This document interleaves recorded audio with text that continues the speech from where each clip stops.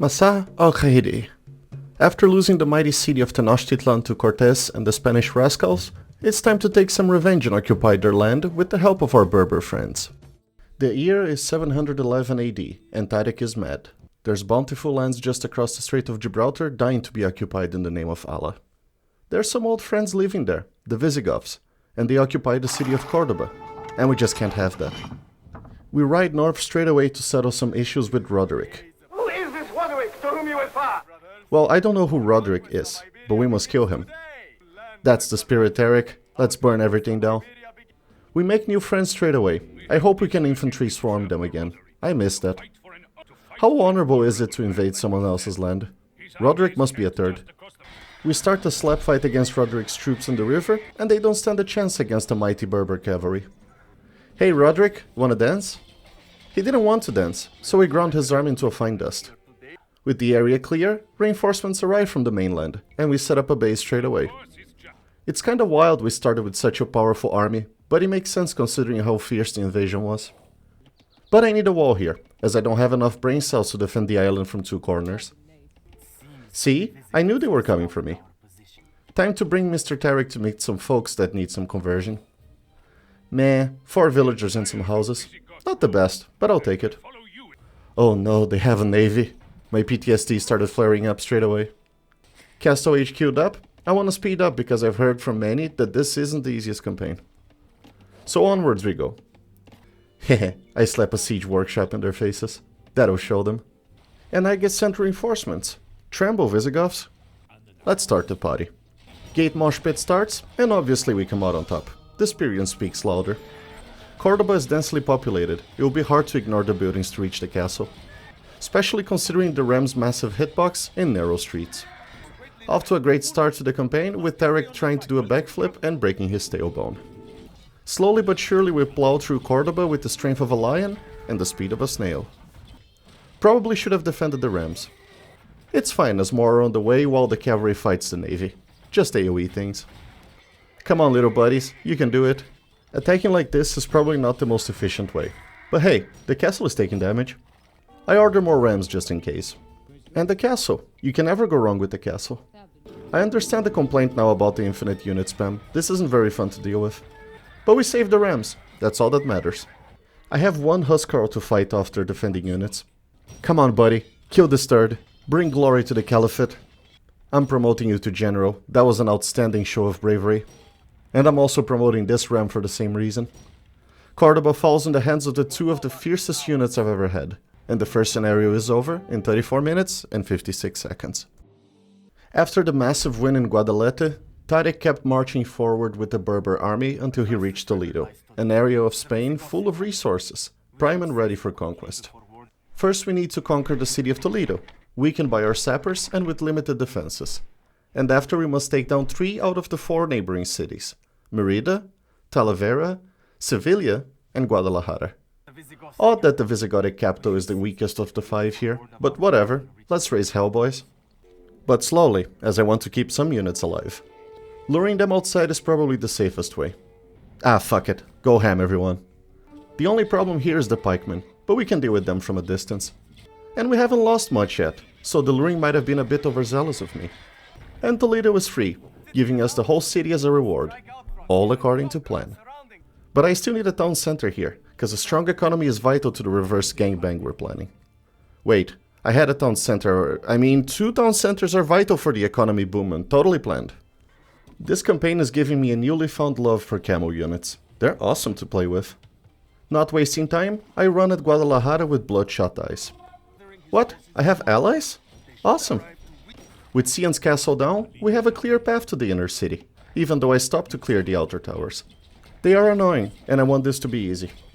There isn't much inside the city, but they're not resigning, so I guess I'll have to salt the earth after. At least we have one less enemy to worry about. Yeah, I'll have to level the city. So that's what they meant by enemies attacking. Ugh. A castle here should do the trick. Guadalajara is no more, and it only took a complete leveling of the city. Nice. 500 gold for chemistry in Castle Age is not a bad deal. I'm in. Castle built, and the naval threat is neutralized. I wonder what's hiding down south. I also need more Rams. Guadalajara took way too long. Sevilla is down here, but I'll wait for more siege units before rushing in. They better build quick, because I don't think Sevilla likes us here. I really wish the updates didn't disable the mods. I'm missing the bloody fields here. I'm doing a proper siege, blocking the roads to traders. Fuck it, let's pound Sevilla into submission. Some units snuck in, and that's bad news for them. But the gates fall, and the Ram army crawls towards the castle, which falls quick, along with Sevilla. Only one enemy missing, and I know Merid is bad news, so we prepare to attack Talavera. Oh please no, I hate wonder scenarios. Oh yeah, I totally forgot I had allies, but sure, come join the plowing. Nice, but I don't think that'll be necessary. We lure their army outside while we wait for the Rams. Gates down, and we rush in to avoid dealing with the Wander. Have I mentioned how much I hate dealing with Wanders? Castle falls, and along with it, Talavera. We do establish here, but I don't want to stop here. Iberia consolidated and subjugated in 46 minutes and 19 seconds. The campaign was glorious, but it was far from over. Tariq's conquest shook the peninsula in ways never seen before, but he wasn't done. On the eastern coast, Tariq made friends with Theodemir, so he could have an easier time conquering Zaragoza and Narbonne. Tariq's army is divided in two, but we will only need the coastal one here. First order of business is Imperial Age for that sweet Treb power. Scorched earth on these fuckers, let's do it. We start with a sizable army, so it should be easy to start the party. But I think I'll leave these guys here so I don't have to worry. And a little castle here, as they didn't give me a single one to start with. And another one here, so they don't get jealous or anything. I like you, Theodemir, and somehow I trust you're not an asshole because the Goths have been solid so far. Just need a few more archers and we can roll out. You're acting like a nerd, Pelayo. We move, and Zaragoza is right in front of us. Convenient. We take down their gates and straight away aim at the castle. Zaragoza defeated in 2 unpackings of the Trebs. Very delicious. Yeah, I know, I was there. I just need to make a path here for the units as walking around goes against my principles. Using Trebs 400 years before it was invented feels like cheating, but I'll save a historically accurate run for the future. Alright fellas, we move on. And Narbonne is right here as well. How perfect. The army is more eager than me, and I have to pull them back a bit. But only until the Trebs arrive. And as quickly as we appeared, the castle vanished, along with Narbonne, ending divide and conquer in 28 minutes and 36 seconds. Tariq was called for jury duty and had to return to Damascus. But they didn't want to stop the frenzied killing in Narbonne. Al-Ghafiqi was appointed the new general, and they started marching towards Europe's punching bag, France. But it wasn't an easy road. In order to reach France in time for spring break, the Berbers had to cross the Pyrenees mountains during winter, facing fierce Goth opposition and wild ambushes. A walk in the park for desert people. Our army is glorious and strong, but we are limited to this, so caution is paramount. I'm on it, buddy. The cold never bothered me anyways. We're ambushed by Asturian and Visigoths straight away, but Mama didn't raise no bitch, and we curb stomped them. The march continues east, and despite it being blocked by Visigoths, they aren't that difficult to pass by. They have outposts every 2 meters though. Luckily we have some friends around to give us some shelter, and they give us brand new armor. Thanks guys! I think it's good time to start moving the important units forward. I hope this is better than the mountain crossing from the Age of Empires 3 campaign. That was rough. Ah yes, fighting downhill from cliffs while your balls freeze, the things we do in the name of religion. I know it's somewhat accurate in its way to traverse the mountain like this while freezing, but it doesn't make it any less boring. At least the enemy army is not the strongest, and the cold doesn't do as much damage as it could. Oh my god, get out of my way, you shitheads. And with the pesky tower destroyed, we cross the mountain-suffering labyrinth. That's another way to say it, yes? Because the Pyrenees have the population density of Coulon City, we encounter yet another ambush, but it's also dealt with quickly. You don't have to say it twice. This camp is a bit better prepared than the previous ones, but it's nothing crazy to deal with, and we stayed around to raise it completely while the rest of the army caught up. Almost there, just a few more ambushes and we leave this icy hellhole. And Al-Ghafiqi and his buddies finally arrive.